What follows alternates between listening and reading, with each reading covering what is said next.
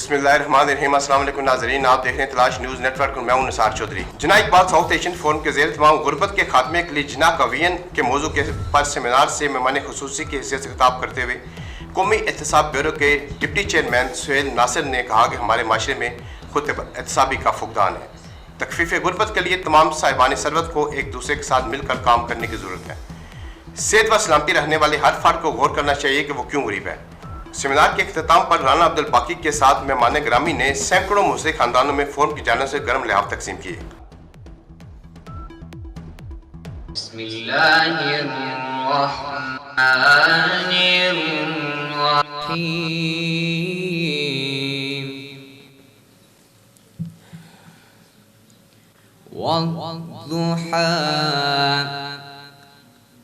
والليل إذا سجى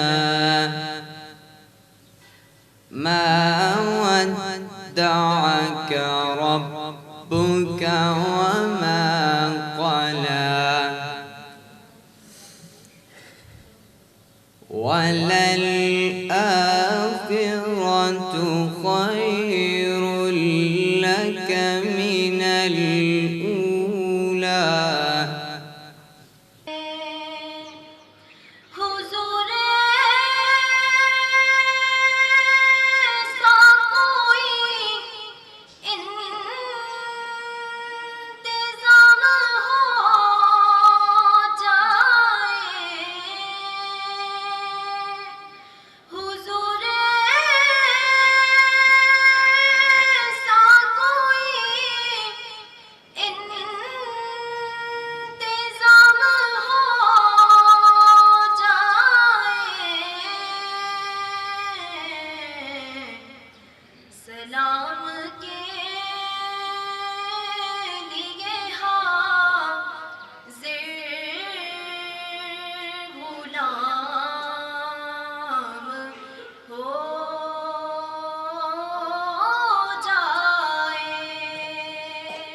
अब प्रोग्राम का सिलसिला आगे बढ़ाते हैं और थोड़ा सा ज़्यादा सुनना चाहेंगे हम अपने मेहमान खुसूसी साहब को। Justice retired Suhail Nasir, deputy chairman नैब इस्लामाबाद। आपकी भरपूर तालियों में उनको यहाँ आने की दावत दें। बिस्मिल्लाहिर्रहमानिर्रहीम। अस्सलाम वालेकुम। इतनी खूबसूरत बातों के बाद तो शायद मेरे पास कुछ नहीं बचा कहने को, लेकिन दो वाक़यात से अपनी गुफ्तगू का आगाज़ करना चाहूँगा। सबसे पहले उसवा हसना के हवाले से, जो आज के इस सारे जो कुछ होने जा रहा है उससे बड़ा रिलेवेंट होगा कि आप नबी करीम सल्लल्लाहु अलैहि वसल्लम एक गली से गुज़रते थे तो एक औरत रोज़ाना आपके ऊपर कूड़ा फेंकती थी। एक दिन आप उस गली से गुज़रे तो उस तरह का रवैया ना पाया, ना कोई कूड़ा फेंका गया, तो तजस्सुस हुआ कि क्या वजह है। एक नापसंदीदा फेल था, तजस्सुस हुआ क्या हुआ है, तो आप चले गए, पता लगा वो खातून बुढ़िया बीमार है।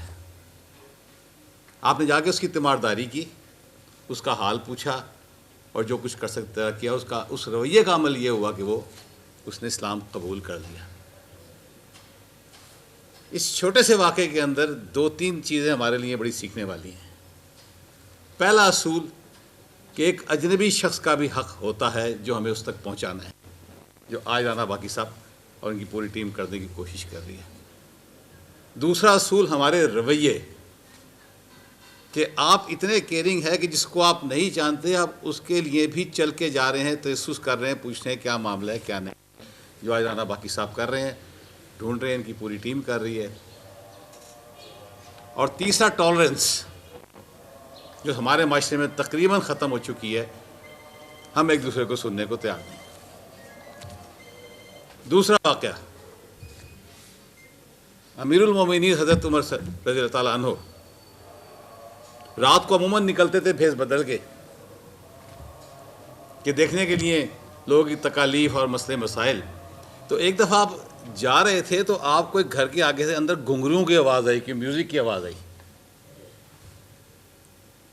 دروازہ بند تھا, آپ دیوار پھلانگ کے اندر چلے گئے. امیر المومنین تو دیکھا ایک وہاں شخص بیٹھا ہوا, ناچ گانے کی محفل لگی ہوئی ہے.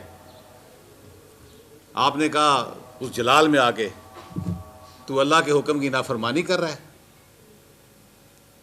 اس شخص نے کہا یا امیر المومنین میں نے تو ایک گناہ کیا ہے, آپ نے اللہ کے 3 اصولوں کی نافرمانی کر ڈالی. پہلا یہ کہ تجسس مت کرنا, آپ نے دیوار کے باہر کھڑے ہو کے تجسس کیا.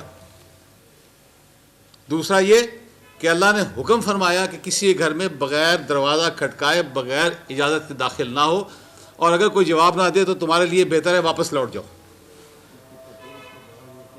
آپ نے وہ نہیں کیا. تیسرا, آپ میرے گھر میں دیوار پھلانگ کے داخل ہوئے. چوتھا, اللہ تعالیٰ ستار العیوب ہے, وہ عیبوں پہ پردہ ڈالتا ہے, اور آپ میرے عیبوں کو اجاگر کر رہے ہیں. کہتے ہیں امیر المومنین اسی قدموں سے واپس لوٹ گئے.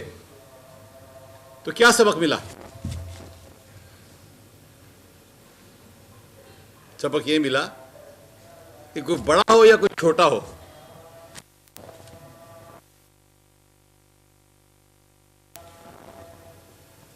سب کے لیے احکامات کی پاسداری کرنا, قوانین کی پاسداری کرنا, اصولوں کی پاسداری کرنا وہ اسی طرح لازم ہے. کوئی نہ کوئی چھوٹا ہے نہ کوئی بڑا ہے اس میں. آج جو معاشرتی رویہ ہمارا بن چکا ہے وہ سوچنے کی ضرورت ہے. بڑی خوبصورت بات کی, یہ سوچیں کہ ہم غریب کیوں ہیں. بہت اچھی جی, غبارہ ہی ہوگا مجھے امید ہے. ہم غریب کیوں ہیں, ہم امیروں کی عزت کیوں کرتے ہیں, ہم ان لوگوں کی پرواہ کیوں نہیں کرتے جو معاشرتی طور پہ ہماری ذمہ داری ہیں.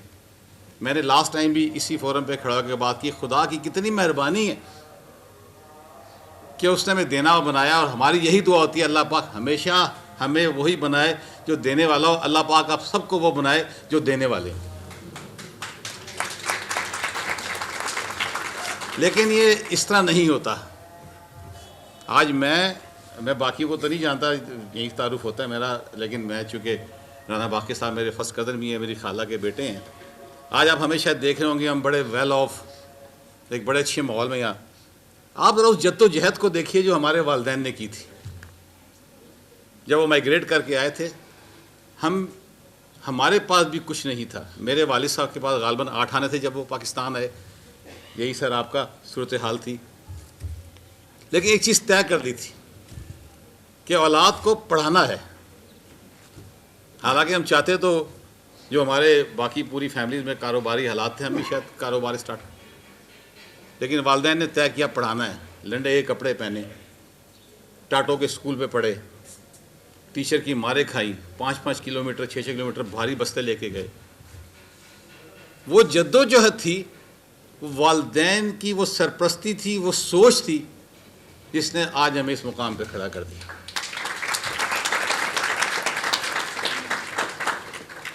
تو وہ جو معاشرتی ذمہ داری ہے, جس طرح ابھی انہوں نے کہا کہ ماں باپ کی جو ذمہ داری ہے وہ تربیت کی. سر چرچل نے کہا تھا, یا کس نے کہا تھا, تم مجھے اچھی مائیں دو میں تمہیں اچھی قوم دوں گا. تو یہاں جتنی خواتین بیٹھی ہیں یہ مت سوچیں اللہ نے آپ کو کس مقام پہ رکھا ہے, کل آپ کا ہے. یہ خدا کا, یہ اللہ کا یہ نظام ہے نا. جب وہ اپنے حساب کتاب میں آتا ہے تو پھر کچھ نہیں پتا کون کہاں رہ جاتا ہے. پھر وہی لوگ آپ کے سروں پہ آتے ہیں جن کو آپ نے بڑا دبا کے رکھا ہوتا ہے. تو یہ کبھی مت سوچئے گا کہ میں آج مقام ہے. اسی لیے توبہ کا اصول اللہ رکھا ہے کہ توبہ کرتے رہو, صدقہ دیتے رہو, خیرات کرتے رہو, تاکہ اللہ پاک تمہارے لیے تمہارے حالات میں بہتری فرماتا رہے. اور جب اس کی دیکھیں نا, وہ غفور ہے, رحیم ہے, قہار بھی ہے, جبار بھی ہے. تو جب اس کی جوش مارتی ہے وہ اپنی, تو پھر وہ راتوں رات ارب پتی کو بھی صبح غریب بنا کے کھڑا کر دیتا ہے. اب اس گفتگو سے میں بس مختصر کروں گا ٹائم. یہ جو عمل ہو رہا ہے, جو کچھ رانا صاحب اور یہ ان کی پوری ٹیم کر رہی ہے, اور جس انداز سے کر رہے ہیں, جس جذبے کے ساتھ کر رہے ہیں, یقیناً قابل قدر ہے. اور سب سے جو خوبصورت بات اس میں دیکھی کہ سفید پوش لوگوں کو یہ تلاش کر رہے ہیں. اس ملک میں سب سے مشکل میں اگر کوئی طبقہ ہے تو سفید پوش ہے. نہ مانگ سکتا، نہ کسی کو کہہ سکتا. بہت مشکل ہوتا ہے اپنی انا کو توڑنا، بہت مشکل ہوتا ہے کسی کے آگے اپنی ضروریات کو. لیکن یاد رکھیے گا، خدا نے آپ کو اشرف المخلوقات بنایا ہے. آپ کی آنکھ میں بھی اتنی اثر ہونا چاہیے، آپ کے سوچ میں اتنی وسعت ہونی چاہیے کہ آپ کو اندازہ ہونا چاہیے کون شخص کس چیز کی تلاش میں ہے، کس کا کیا حق بنتا ہے. آپ آدھی روٹی کھا کے آدھی کسی کو دیں گے تو آپ بھوکے نہیں مریں گے. لیکن جو آخرت میں آپ کے لیے عمل کی وجہ سے جو آپ کے راستہ کھلے گا، یقیناً وہ آدھی روٹی ہی ہوگی جو آپ نے اپنی پیٹ کاٹ کے کسی کو دی ہوگی، اور وہی آپ کا جنت میں جانے کا ذریعہ بن جائے گا.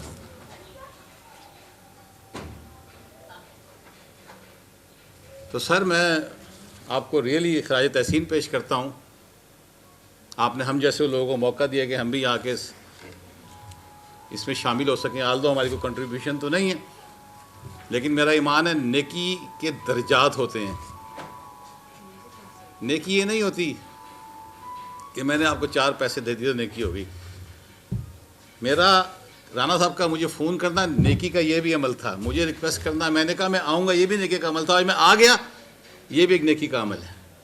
مت سوچئے گا کہ نیکی کے لیول کیا ہے. جتنی کر سکے کر دیجئے. اللہ کا وعدہ ہے کہ تم میرے لیے 1 کرو، میں تمہارے لیے 70 گنا کروں گا.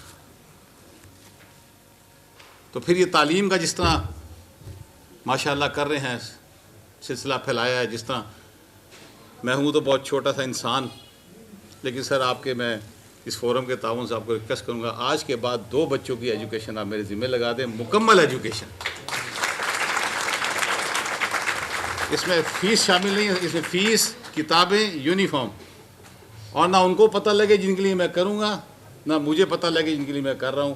یہ آپ نے ضرور کرنا ہے. چیئرمین جناح اقبال، ساؤتھ ایشین فورم.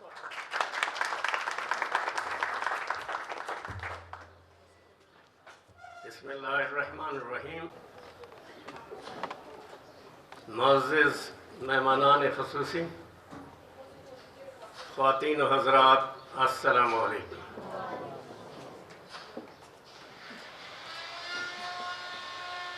میں سب سے پہلے آپ کا تعارف کرانا چاہوں گا جو معزز مہمانان گرامی آج تشریف لائے ہیں. ادھر پروفیسر ڈاکٹر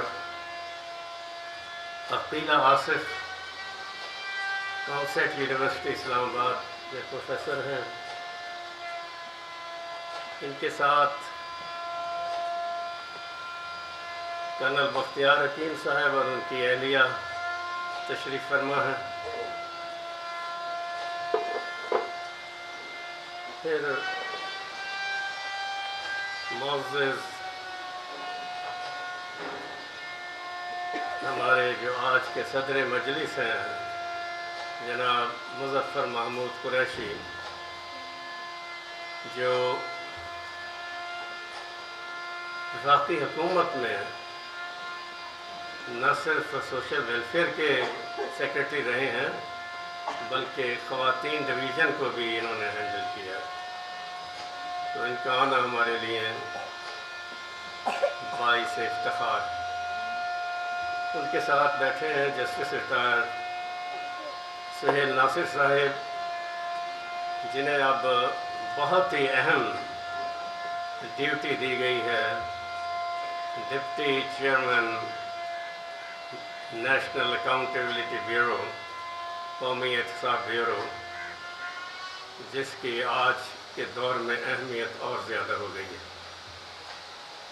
پھر آخر میں تشریف فرما ہے کموڈر شاہد نواز صاحب، جو بہریان یونیورسٹی میں پروفیسر کے طور پہ بھی اہم ذمہ داریاں سر انجام دے رہے ہیں. تو میں ان کا سب کا شکر گزار ہوں کہ جناح اقبال فورم کے ساتھ ان کا تعاون ہمیشہ سے ہے اور انشاءاللہ رہے گا.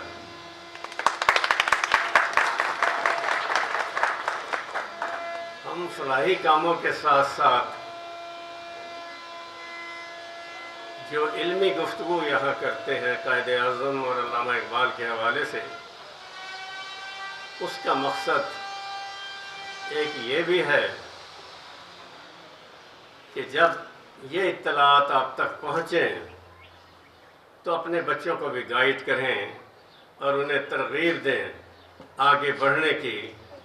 और बावजूद इसके कि आजकल के हालात बहुत ख़राब हैं और ख़ास तौर पे सफ़ेद पोश और मिडिल क्लास तबका बहुत ज़्यादा पिस रहा है, तो उस हवाले से मैं समझता हूँ कि बहुत सारी ख़वातीन जो यहीं पे नहीं 2 कमरों में भी बैठी हैं, क्योंकि जगह हमारे यहाँ मौजूद है, तो वो बहुत सी ट्यूशन सेंटर खोल के अपने जो रोज़मर्रा के अखराजात हैं और बच्चों के अखराजात हैं वो पूरा करने में मसरूफ़ है। कुछ तालीम याफ्ता ख़वातीन घरों में काम करने पर मजबूर हैं, इसलिए कि वो अपने बच्चों को बेहतर तालीम दिलवाना चाहती हैं। और ये मैं आपको बताऊं कि जिना इकबाल एजुकेशन में जो 10% सीटें मखसूस की गई हैं वो गरीब बच्चों के लिए हैं और उनकी आधी फ़ीसें हैं, और इनमें से बहुत सौ की फ़ीसें जो हैं वो भी हमारे ज़राए से ही पूरी की जाती हैं। लेकिन इस मेहनत कश तबके के जो स्टूडेंट्स हैं उनके बारे में मैं बताता चलूं कि जो शुरफा आला के बच्चे हैं ये किसी तरह भी उनसे पीछे नहीं हैं, बल्कि ये ज़्यादा नंबर लेते हैं। तो ये मैं मुबारकबाद देता हूँ उन ख़वातीन को जो इस दौर में भी छोटे मोटे काम करके अपने बच्चों को आगे बढ़ाने की कोशिश में मसरूफ़ हैं। तो जहाँ तक आज के सेमिनार का ताल्लुक़ है, ये सेमिनार क़ायद आज़म मोहम्मद अली जिना और ग़ुरबत के ख़ात्मे के हवाले से है। और इस हवाले से चूँकि वक्त हमें कम दिया गया है तो उस लिहाज से उसकी पाबंदी करते हुए मैं आपको इरशाद क़ायद आज़म जो बानी पाकिस्तान हैं और जिनकी एक ना ख़त्म होने वाली जद्दोजहद के नतीजे में पाकिस्तान वजूद में आया, उनका क्या कहना है। और मैं चाहूँगा कि ये बातें जो हैं जनाब मोहतरम डिप्टी चेयरमैन नैब के भी सराय से गुज़री होगी, चूँकि नैब का एक जो स्लोगन अब आ रहा है वो ये है कि ज़ाती तौर पर भी हमें अपनी इस्लाह करनी चाहिए, जो एक बेहतर इक़दाम है। चूँकि हम देखते हैं कि मुल्क में जब डॉलर की कीमतों में इजाफ़ा हुआ तो कीमतें ऊपर चली गईं, डॉलर नीचे आया है तो तजारती तबका कीमतें नहीं कम करता बल्कि बढ़ाता जा रहा है, जिसकी वजह से मसाइल में बहुत ज़्यादा इजाफ़ा हो रहा है।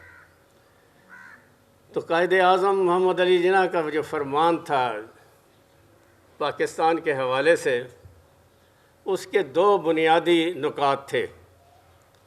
एक तो ये कि जो उनकी मशावरत हकीमुल उम्मत अल्लामा इकबाल के हवाले से खुफिया खतूत के ज़रिए 1937 और 38 में हुई, उसमें अल्लामा इकबाल ने 2 बातों पर ज़ोर दिया था। उन्होंने कहा था कि चूँकि हिंदुस्तान में मुसलमानों की 90% आबादी गुर्बत व अफलास का शिकार है और इस गुर्बत व अफलास को शरीयत इस्लामी के ज़रिए ही पूरा किया जा सकता है, जो मुत्तहदा हिंदुस्तान में मुमकिन नहीं है। तो ये साथ उन्होंने ये कहा था कि क़ायद आज़म किसी सूरत में मुत्तहदा हिंदुस्तान के फार्मूले पे अग्री ना हों بلکہ پاکستان کے حصول کے لیے اپنی جد و جہد جاری رکھیں۔ تو ساتھ ہی انہوں نے یہ بھی کہا تھا دوسرے نقطے میں کہ قائد اعظم اب اکثریتی مسلمانوں کے صوبوں میں آ کر اب منظم کریں آل انڈیا مسلم لیگ کو، تاکہ تحریک پاکستان کو آگے بڑھایا جائے۔ تو اس کے لیے قائد اعظم نے پھر جو لاہور میں اجلاس منعقد کیا، اسی اجلاس میں 1940 میں 23 مارچ کو قرارداد لاہور منظور کی گئی۔ خواتین کی اہمیت کے لیے میں بتانا چاہتا ہوں کہ اس قرارداد کو جہاں بہت سے رہنماؤں نے تائید کی تھی اسٹیج پہ آ کے، تو وہاں پر بیگم محمد علی جوہر بھی تشریف لائی تھی، جو واحد خاتون تھیں، جبکہ ہزاروں خواتین بھی اس اجلاس میں موجود تھیں۔ اور انہوں نے اپنی تقریر میں، کیونکہ اس وقت برٹش راج تھا اور علیحدگی کے مقدمات جو ہیں وہ اس میں دھر لیا جاتا تھا، تو وہ واحد خاتون تھی جنہوں نے لفظ پاکستان استعمال کیا، جبکہ قرارداد لاہور میں پاکستان کا لفظ نہیں ہے۔ اس کا فائدہ کیا ہوا؟ اس کا فائدہ یہ ہوا کہ ہندو پریس نے اسے قرارداد پاکستان سے موسوم کر دیا۔ تو یہ جو وجہ تھی، اس کی وجہ سے 23 مارچ کے اجلاس کے بعد قائد اعظم نے جو اس وقت سیاسی مشیران تھے ان سے خطاب کرتے ہوئے کہا تھا کہ آج علامہ اقبال کی روح خوش ہوئی ہوگی، ہم نے وہی کیا ہے جو وہ ہم سے چاہتے تھے۔ تو قائد اعظم، چونکہ غربت کے حوالے سے میں ان کے 2 ریفرنس دوں گا آپ کو، اور اس کے بعد، اور یہ کتاب ہے ارشادات قائد اعظم، جو کسی پرائیویٹ مصنف نے نہیں لکھی ہے، بلکہ یہ Quaid Azam research papers cultural division government of Pakistan کی طرف سے۔ تو یہ دکھانے کا مقصد یہ ہے کہ یہ ایک مستند ریفرنس ہے۔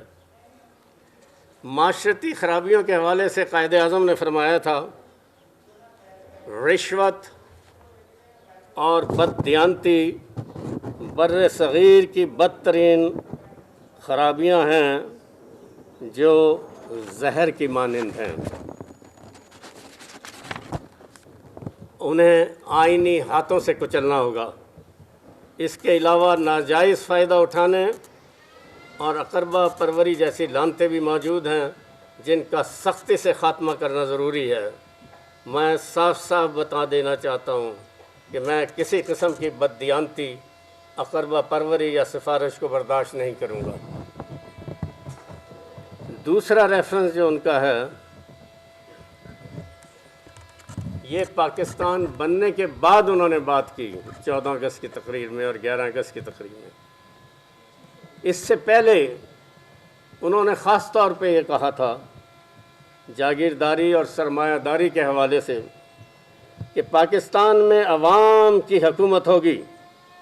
میں ان جاگیرداروں اور سرمایہ داروں کو متنبع کرنا چاہتا ہوں جنہیں ایک فاسد اور ظالمانہ نظام نے اتنا بے حس اور خرز غرض بنا دیا ہے کہ کسی دلیل کا ان پر اثر نہیں ہوتا۔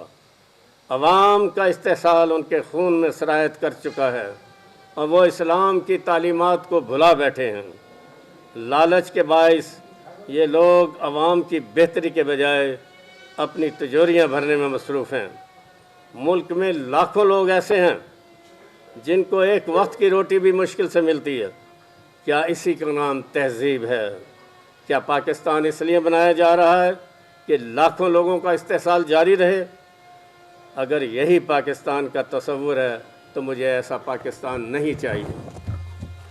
تو یہ صورتحال جو ہے وہ جب ہم آج ادھر ادھر نظریں دوڑاتے ہیں تو ہم یہی دیکھ رہے ہیں کہ دنیا بھر میں خالص چیزیں ملتی ہیں. ہمارے تاجر اور ہمارے جاگیردار جہاں کاشتکاروں کا استحصال کر رہے ہیں، وہاں ہمارے تاجر قیمتیں بڑھا کے مہنگائی میں اس قدر اضافہ کر رہے ہیں کہ جس سے نہ صرف یہ کہ مڈل کلاس کی کمر ٹوٹ چکی ہے، وہ لوئر مڈل کلاس میں چلے گئے ہیں. لوئر مڈل کلاس غربت کی لکیر کے نیچے چلی گئی ہے، اور آج کل کے حالات میں ہمیں گلیوں بازاروں اور محلے میں ہاتھ پھیلانے والے زیادہ نظر آتے ہیں. سفید پوش ہاتھ بھی نہیں پھیلاتے ہیں. ان کو تلاش کرنا یہ قرآن کریم کا حکم ہے. قرآن میں خاص طور پہ کہا گیا ہے کہ آپ تلاش کریں سفید پوشوں کو اور ان کی مدد کریں. تو یہ اس حوالے سے کوئی احسان نہیں ہے، یہ آپ کا حصہ ہے جو قرآن نے آپ کو دیا ہے. تو میں اس کے ساتھ ہی اجازت چاہوں گا، کیونکہ میں اس موضوع پہ ویسے تو گھنٹوں بول سکتا ہوں، لیکن میں مزید گفتگو نہیں کروں گا، چونکہ دیگر دوست ہمارے آئیں گے وہ بات کریں گے. بہت شکریہ.